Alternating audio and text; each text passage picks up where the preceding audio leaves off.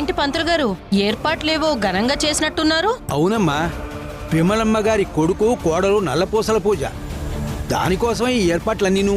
ఏర్పాట్లు చేసావు సరే, మరి ఆ విమలమ్మ, ఆవిడ కొడుకు కోడలు ఎక్కడా? వాళ్ళు ఇంకా రాలేదమ్మా. విమలమ్మ గారి అత్తగారు పెద్దావిడొచ్చి ఈ ఏర్పాట్లు చేశారు. వాళ్ళు వస్తారట. బాగుంది బాగుంది పంతులు గారు.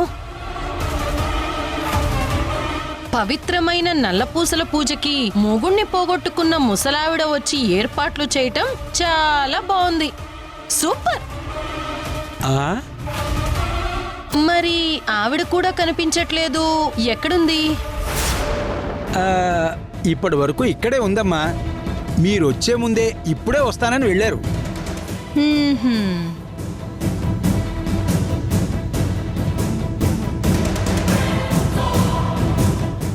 నేను రావటం చూసి బహుశా పారిపోయినట్టుంది. ఏమన్నారమ్మా? ఏం లేదులే పంతులు గారు, జరగని పూజ కోసం ఎందుకు ఎదురుచూపులు? అన్నీ సర్దేసి పక్కన పెట్టి ఇంటికి వెళ్ళి భోజనం చేసి కాసేపు రెస్ట్ తీసుకోండి. అంతేకాని వచ్చే సంభావన కోసం ఎదురు చూస్తూ కూర్చుంటే మీకు నీరసం తప్ప జరిగేదేమీ ఉండదు. అదిరా సత్తి, ఏర్పాట్లు చేశారు కానీ ఎవ్వరూ రాలేదు. ఏ పూజ అయితే అయిపోనివ్వు, నీ సంగతి తర్వాత తెలుస్తాను. రాలేదు కాదు, రాలేరు. ఈ పూజ జరగాలంటే భానుమతి సంయుక్తని పంపించడానికి ఒప్పుకోవాలి. భానుమతి ఒప్పుకున్నా ఒప్పుకోకపోయినా సంయుక్త తెగించి వచ్చినా హాస్పిటల్ బెడ్ మీద కదలకుండా పడుకున్నవాడు లేచి రావాలంటే డాక్టర్లు ఒప్పుకోవాలి. ఒకవేళ మొండిగా వచ్చినా పని చెయ్యని కాళ్ళు చేతులతో పూజ ఎలా జరిపిస్తాడు? సంయుక్త మెడలో నల్ల పూసలు ఎలా వేస్తాడు?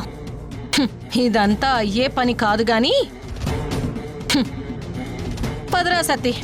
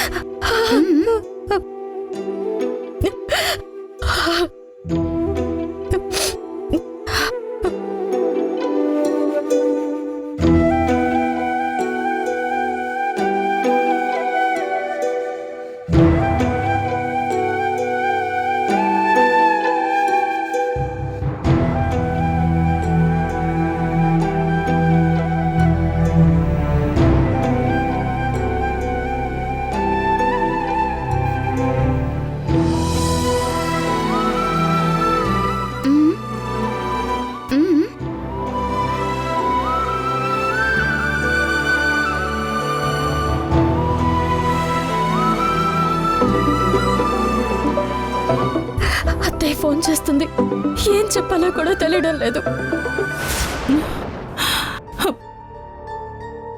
ఫోన్ తీ సమయు, తొందరగా.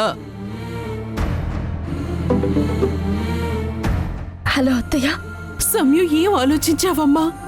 నువ్వు గుడికి వస్తున్నావు కదా,